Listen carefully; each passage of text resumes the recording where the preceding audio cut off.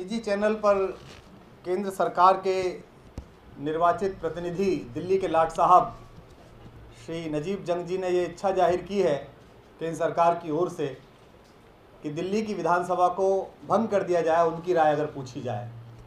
हम ये मान के चलते हैं आम आदमी पार्टी के रूप में कि वो जो कह रहे हैं वो केंद्र सरकार की इच्छा का प्रतिफल है कहीं ना कहीं।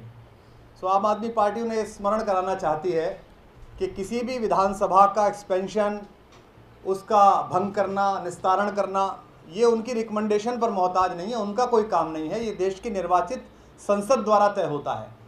और पिछली बार कांग्रेस की ओर से बैठे हुए 84 सांसदों को लेकर जो बहुमत की सरकार केंद्र सरकार में है मोदी जी की, अगर उसे ये भ्रम है कि वो दिल्ली के एक निर्वाचित सरकार को इस तरह अपदस्थ कर सकते हैं, तो हम उन्हें चुनौती देते हैं कि वो संसद में प्रस्ताव पास करके ये करा के देखें। क्योंकि आम आदमी पार्टी की ताकत किसी विधानसभा के होने या ना होने से नहीं है। हम आम आदमी की आवाज़ पहले से है और लगातार होते रहेंगे। तो उन्होंने ये भी कहा है कि अरविंद केजरीवाल नरेंद्र मोदी जी से क्षमा मांगे। अरविंद केजरीवाल एक राजनीतिक व्यक्ति हैं, नरेंद्र मोदी एक राजनीतिक व्यक्ति हैं। दो राजनीतिक व्यक्ति एक दूसरे को किस प्रकार की भाषा में बात करते हैं, ये राजनीति का विषय है। इसमें आप सहमत असहमत हो सकते हैं। प्रधानमंत्री निर्वाचित प्रतिनिधियों को या राजनीति में अपनी दूसरी तरफ खड़े हुए लोगों को नक्सली, जंगली, 50 करोड़ की गर्लफ्रेंड, लड़की सेट कर रहे हो, ऐसी भाषा बोल सकते हैं। बदले में अरविंद केजरीवाल साइकोपैथ, कायर, ये भी बोल सकते हैं। इससे सहमत असहमत हुआ जा सकता है। लेकिन एक संवैधानिक पद पर बैठा हुआ व्यक्ति अगर इस प्रकार की बात करता है तो ये स्पष्ट हो गया है कि श्री नरेंद्र मोदी जी को श्री नजीब जंग जी के रूप में एक संवैधानिक निर्वाचित बस्ती साहब पुनः प्राप्त हो गए हैं।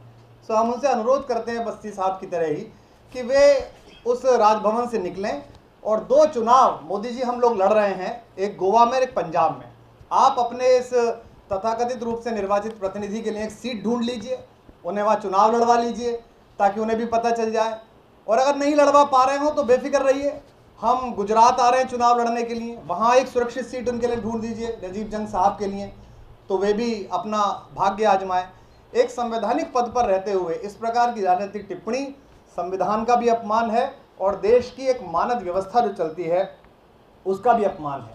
अगर अरुणाचल और उत्तराखंड की तरह दिल्ली में एक असफल प्रयोग करके आपातकाल का सेमीफाइनल अगर नरेंद्र मोदी जी खेलना चाहते हैं तो हम उन्हें सूचना देना चाहते हैं केंद्र सरकार को कि इस बार आपने गलत जगह बयाना दिया है, इस बार आप गलत लोगों से भिड़ रहे हैं। ये जो आम आदमी की ताकत है, कांग्रेस के इसी अहंकार को इसने आईना दिखाया था जो अहंकार था, और उससे भी 100 गुना अहंकार आजकल सत्ता का आपके लोगों को है।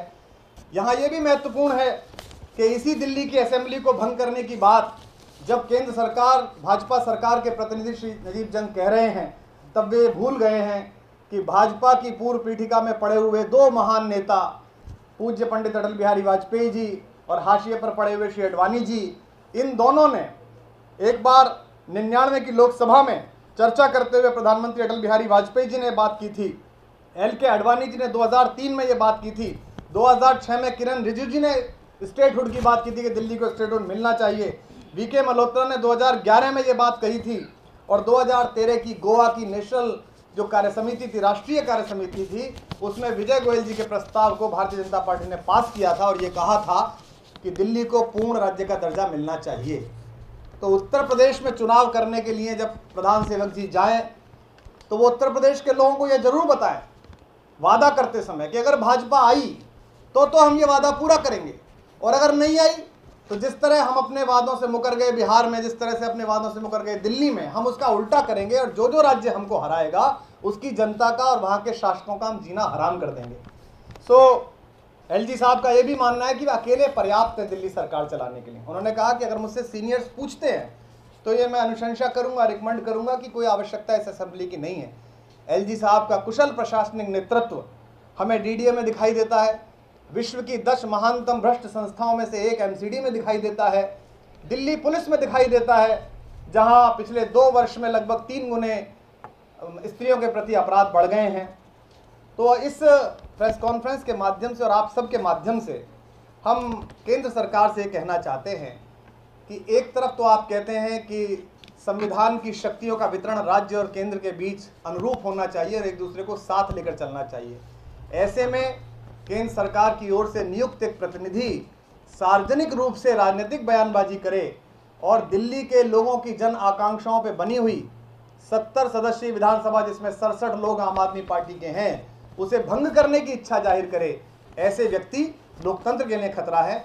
और हम ये मानने के लिए तैयार नहीं हैं कि कोई स्वतंत्र आवाज़ एलजी श्री नजीब जंग साहब की है। निश्चित रूप से ये आवाज़ देश के सबसे बड़े सिरमौर और देश के प्रधानमंत्री श्री मोदी जी के माध्यम से यहाँ तक आई है।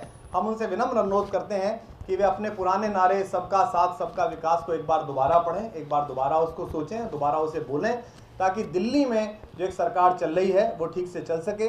यहाँ हम ये भी आश्वस्त करना चाहते हैं कि केंद्र सरकार द्वारा एलजी साहब के माध्यम से डाले गए तमाम अड़ंगों के बावजूद भी दिल्ली के आम नागरिक की समस्याओं के लिए हमारी सरकार दिल्ली के मुख्यमंत्री अरविंद केजरीवाल के नेतृत्व में कृत संकल्प है, उसके लिए लगातार काम कर रही है और करती रहेगी।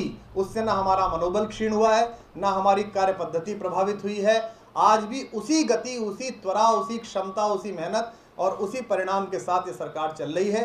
दिल्ली के आम नागरिक के हित के लिए हम लगातार जागृत रहेंगे।